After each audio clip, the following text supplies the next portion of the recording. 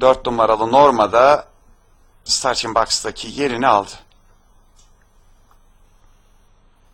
Atlar start hakemlerine girdiler. Start verildi ve koşu başladı. 7 numaralı No Risk No Fun 1,5 boy kadar gecikti. Dıştan yüklenen 4 numaralı Norma koşunun liderliğini alıp 1 boy kadar fark yapıyor.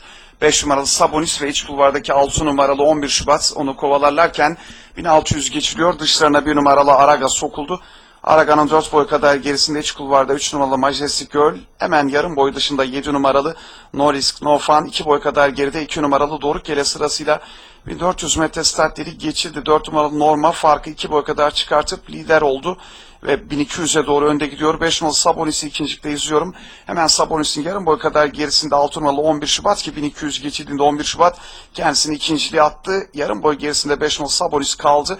Sabonis'in 1 boy kadar gerisinde 1 numaralı Araga, 3 boy kadar geride 3 numaralı Majestic Girl, yarım boy dışında 7 numaralı No Risk No Fun 1000 geçildi. 2,5 boy kadar geride de 2 numaralı Doruk Gele sırasıyla 800'e doğru gidiyoruz. Bariyercimde 1 boy, 1,5 boy farklı liderin 4 numaralı Norma koruyor. 6 numaralı 11 Şubat'ın ve 5 numaralı Sabonis'in uğraşları var. 800 geçildi. 2,5 boy kadar gerilerinde 1 numaralı Araga, 4 boy kadar geride 3 numaralı Majestic Girl, dışında 7 numaralı No Risk No Fun, 2 boy kadar geride 2 numaralı Doruk Gele sırasıyla koşunun son 600'ü geçildi. Farkı 4 boy kadar 4 numaralı Norma çıkartıyor.